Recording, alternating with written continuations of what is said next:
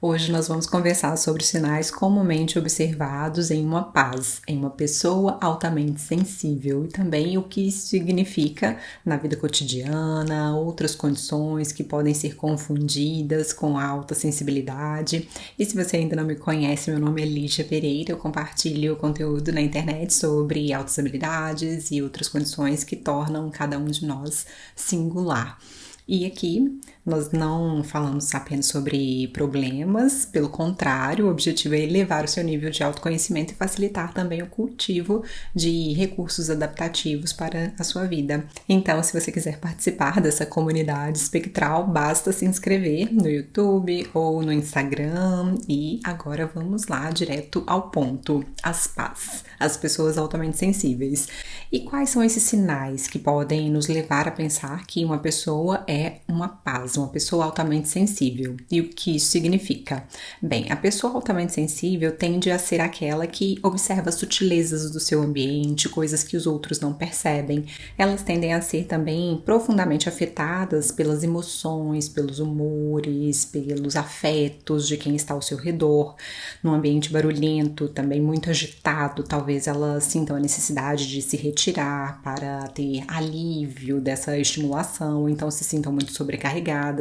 As PAS, as pessoas altamente sensíveis, também podem se sentir profundamente comovidas, entusiasmadas quando elas estão perto de arte, de boa música, boa culinária.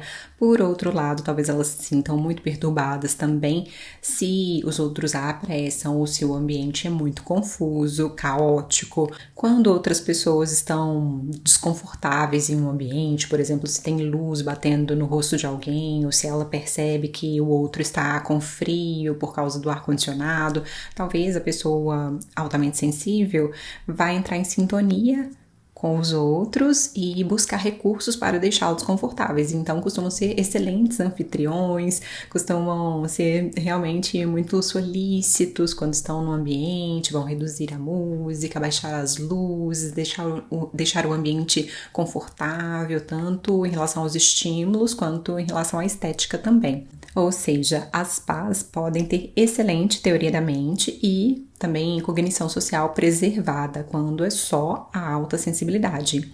E uma pessoa altamente sensível também tende a ser profundamente afetada por filmes, cenas violentas, pelo sofrimento de outras pessoas, porque elas absorvem tudo sem filtro. Isso, né, tudo que é agressivo, violento, pode ser extremamente angustiante.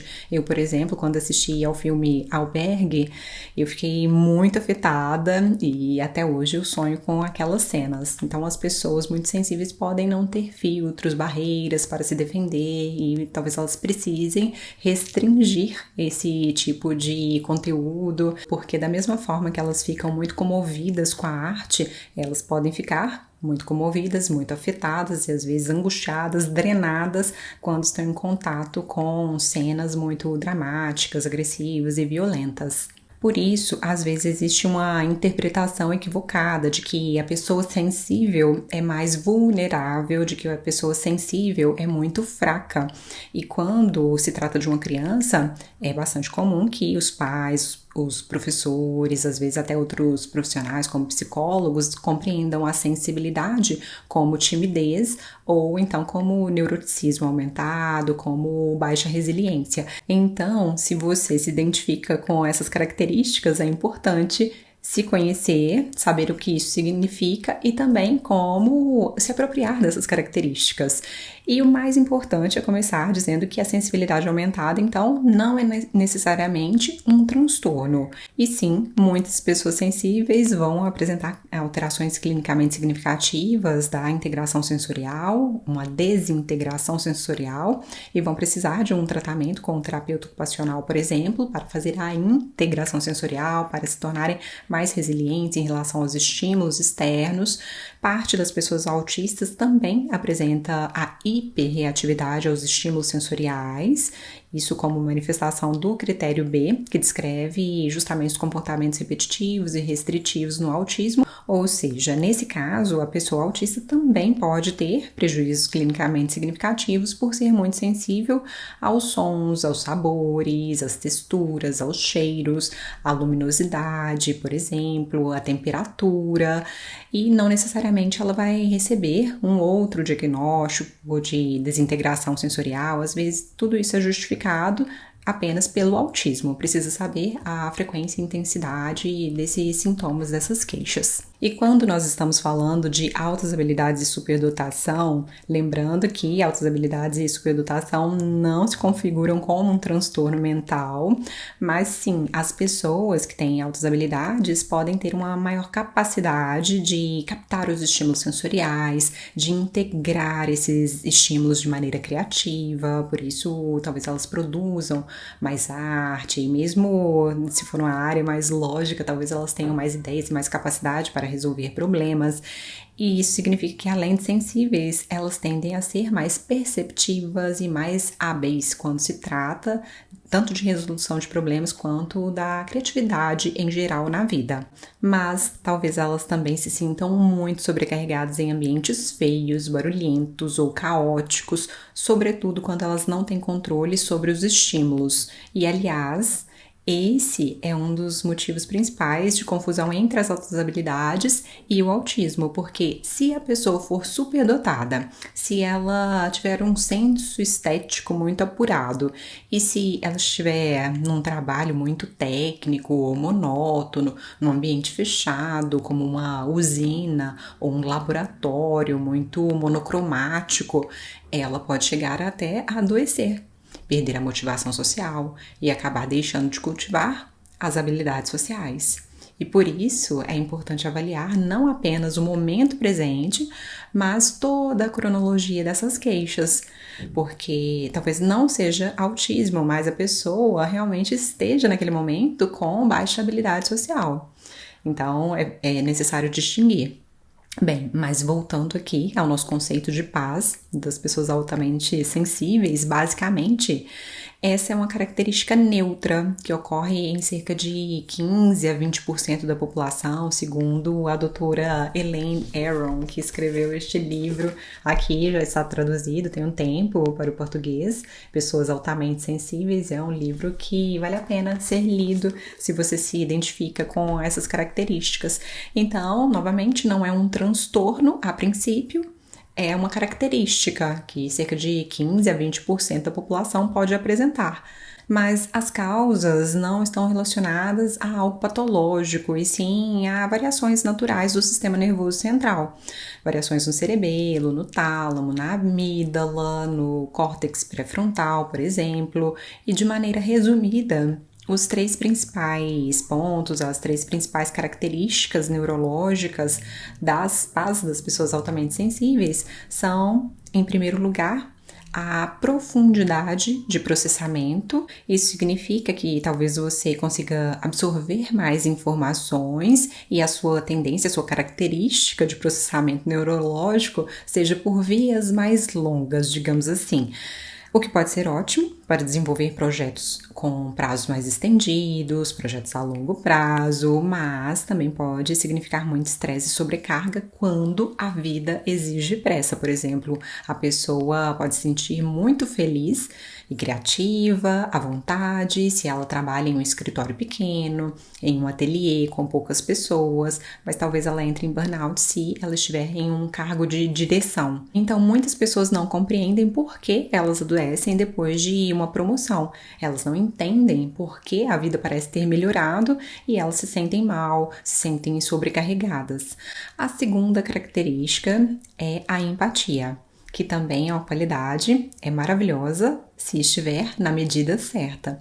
Mas, infelizmente, muitas PAS, pessoas altamente sensíveis, sofrem fadiga por compaixão ou fadiga por empatia, quando elas precisam de cuidar de outras pessoas, quando elas veem outras pessoas sofrendo. Isso acontece se a pessoa se sente muito fragilizada ou sente muito a dor das outras pessoas e acaba também não tendo meios para se proteger. Lembrando que as emoções são parte fundamental da vida.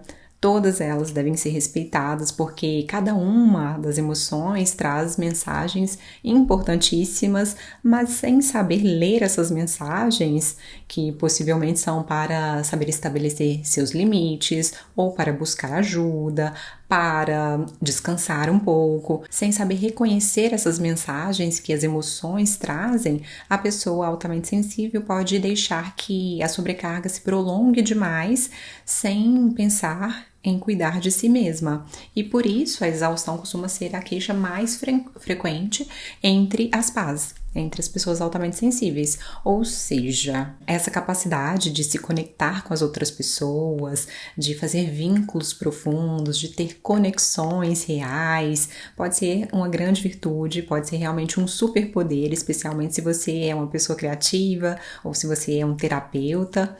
Mas essa habilidade, essa competência não vem sem custos. Então, se você tem essa necessidade, se o seu trabalho exige que você esteja conectado com as pessoas profundamente por muito tempo, se você é um psicólogo, se ouve muitas histórias de trauma, de sofrimento, angústia, também é necessário que você reconheça quais são as estratégias melhores para que você restaure a sua própria energia, a sua própria saúde. Por isso, nós, pessoas muito sensíveis, precisamos de tempo para meditar, para entrar em contato com a natureza, para exercitar o nosso lado etéreo. Talvez você precise de uma alimentação mais natural, orgânica, com prana, espaço para cultivar a arte, ou apenas para apreciar a arte. E aí, com a bateria recarregada, nós vamos poder cuidar muito melhor de quem estiver à nossa volta. E, finalmente, a terceira característica é a sensibilidade a estímulos sutis. E aqui nós não estamos falando de questões místicas. Basta que você consiga apreciar pequenos detalhes no seu ambiente, coisas ou detalhes que os outros não consigam notar. Se isso acontece com você, provavelmente você é uma pessoa altamente sensível, uma paz.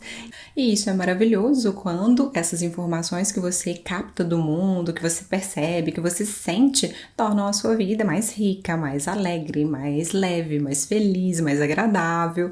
Por outro lado, mesmo captando tantas informações positivas, se é um volume exagerado, excessivo para você, pode ser necessário esse tempo maior de descanso. Se são informações mais negativas ou pesadas, a pessoa precisa ainda mais desse descanso. Então é natural, se você decidir ou se precisar desligar o ruído do mundo por um tempinho, ou se precisar se ausentar também de eventos ou de reuniões por certo tempo. Muitas pessoas altamente sensíveis amam, inclusive, jardinagem, decoração, o silêncio, a paz, pintura, contemplação, leitura, artesanato, longas caminhadas. E a vantagem de ser muito sensível é justamente poder perceber essas sutilezas do ambiente, enxergar detalhes, padrões que as outras pessoas não notam, e isso tende a elevar a criatividade da pessoa altamente sensível. Ao mesmo tempo, pode ser uma desvantagem quando a pessoa é bombardeada por informações, por diferentes estímulos, como nós dissemos aqui. Se o ambiente é muito poluído, um ambiente urbano, geralmente vai deixar a pessoa altamente sensível estressada. E esse é mais um dos motivos correlacionados à exaustão. Então, se você precisa de mais tempo para se recuperar, é natural, como nós dissemos, mas nessa sociedade em que nós vivemos, em que tudo é problematizado, tudo é patologizado, uma sociedade muito acelerada, que exige produtividade, muito foco, provavelmente você já pensou em um problema, em um transtorno, e por isso nós estamos falando sobre esse tema aqui no canal, porque os professores, pais, mesmo que bem intencionados, também podem ver a sensibilidade das crianças como uma fraqueza e algo a ser superado. E aí, em um ambiente assim, invalidante, fica mais difícil ter esse senso de autoestima, construir a autoconfiança, porque a pessoa altamente sensível vai se sentir aquém do que é exigido, das expectativas sociais, e talvez ela se force muito a fazer algo que não é da característica dela, não é da natureza dela. Por isso é importante que a gente converse. Algumas pessoas também questionam se esse não seria um traço da personalidade, como a introversão, o neuroticismo, mas não necessariamente. Cerca de 30% das pessoas altamente sensíveis são extrovertidas, só que elas vão precisar de mais tempo de descanso entre uma interação e outra, entre um ambiente estimulante e outro. E quanto ao neuroticismo, nem sempre também as pessoas sensíveis vão apresentar pessimismo elevado, baixa resiliência, baixa tolerância à frustração, afetos negativos.